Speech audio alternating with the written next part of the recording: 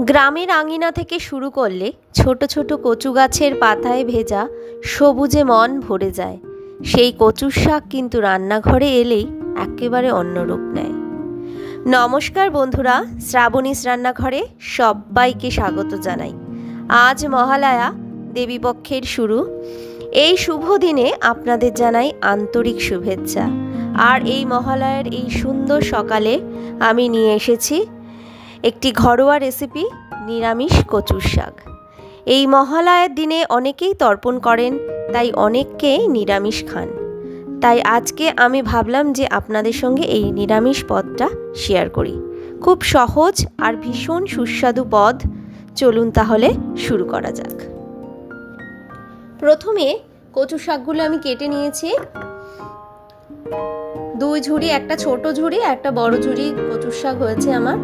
আমি হাতে গ্লাভস পরে নিয়েছি, যেহেতু কচু শাকগুলো ধোবো, নাহলে তো এমনি জলে ধুতে গেলে হাত চুলকাবে। তাই জন্য কচু শাকগুলো হাতে গ্লাভস পরেই ধুয়ে নিয়েছি। একটা প্রেসার কুকারের মধ্যে কচু শাকগুলো দিয়ে দিলাম। সবগুলো একসাথে হবে না, থেকে থেকে দিতে হবে। যেহেতু প্রেসার কুকারে আমি এটা কচু শাকগুলো সিদ্ধ করব, তাই আমি একটা ছোট বাটির 1 বাটি জল দিয়ে দিলাম।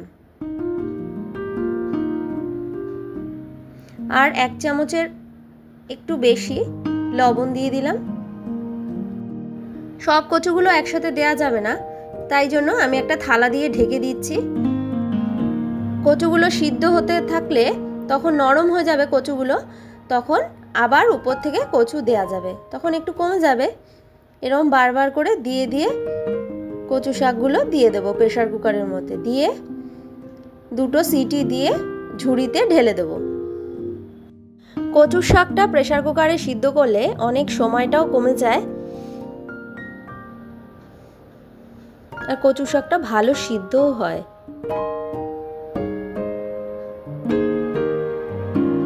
অপরদিকে একটা বাটিতে 2 চামচ জিরের গুঁড়ো আর 1 চামচের মতন হলুদ গুঁড়ো নিয়েছি।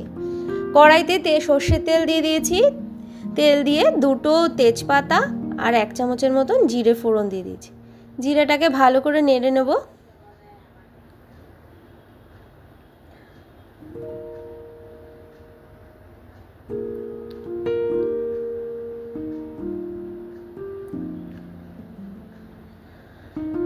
ফোড়ন দিয়ে সুন্দর গন্ধ বেরোতে শুরু করলে তখন দিয়ে দেব 1 মুঠো নারকেল কোড়া। এই নারকেল কোড়াটাকে আমি লাল করে ভাজতে হবে। নিরামিষ কচুর শাকে নারকেল দিলে খুব ভালো লাগে খেতে। নারকেল আর ছোলাটাই মেন। নারকেলটা কিন্তু লাল করে ভাজবো, যতক্ষণ না লাল হবে ততক্ষণ নাড়তে হবে। গ্যাসের ফ্লেমটা কমিয়ে রেখেছি।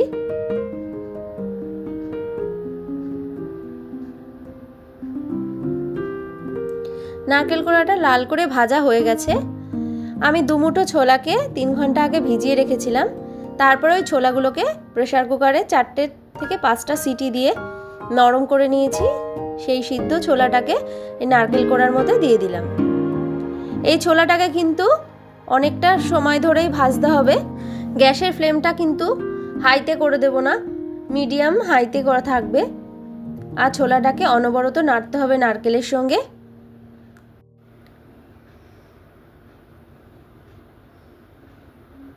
আমি এই কচু শাক রান্নার জন্য 6টা কাঁচা লঙ্কা ব্যবহার করছি।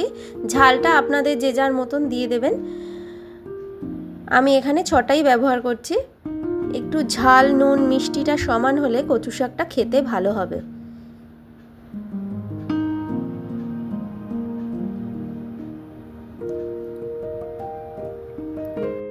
মশলাটা যে বাটিতে গুলে রেখেছিলাম তার মধ্যেই চেরা কাঁচা লঙ্কা দিয়ে দিয়েছি। দিয়ে কড়াইতে দিয়ে দিলাম।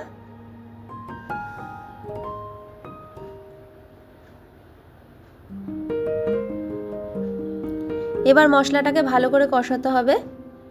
আমি কিন্তু এখানে জিরের গুঁড়ো বেশি ব্যবহার করিনি। মশলার বাটি ধুয়ে অল্প জল দিয়ে দিলাম।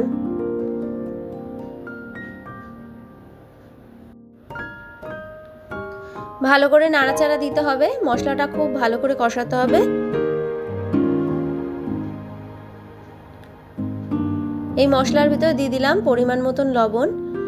কচুটা সিদ্ধর সময় কিন্তু আমি লবণ দিয়েছিলাম। লবণটা একটু বুঝে দিতে হবে।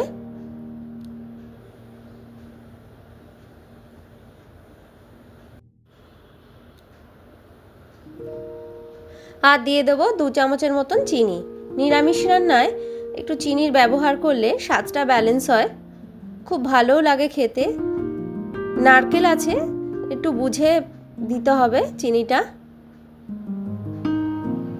ভালো করে কষানো হয়ে গেছে, আমি দিয়ে দেবো এবার কচুর শাক। জলটাকে একদম ঝরিয়ে রেখেছিলাম কচুর শাকের।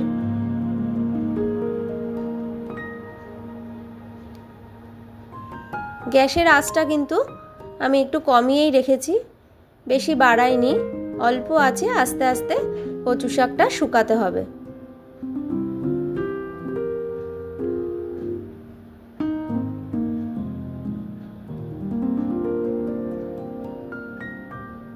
ভালো করে মশলাটাকে মিশিয়ে নিলাম কচু শাকের সঙ্গে।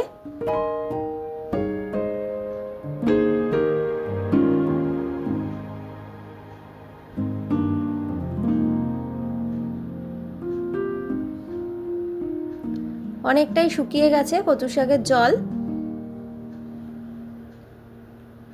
আর একটু টানবে। কচুর জলটা অনেকটাই শুকিয়ে গেছে।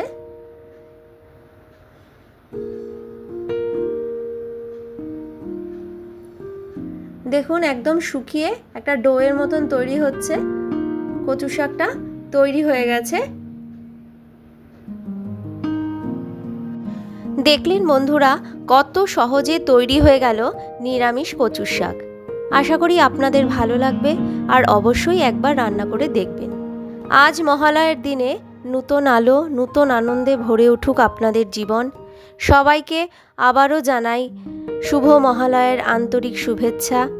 ভিডিওটা ভালো লাগলে লাইক, শেয়ার, কমেন্ট করতে ভুলবেন না। আর আমার নতুন বন্ধুদের চ্যানেলটিকে সাবস্ক্রাইব করার অনুরোধ রইল।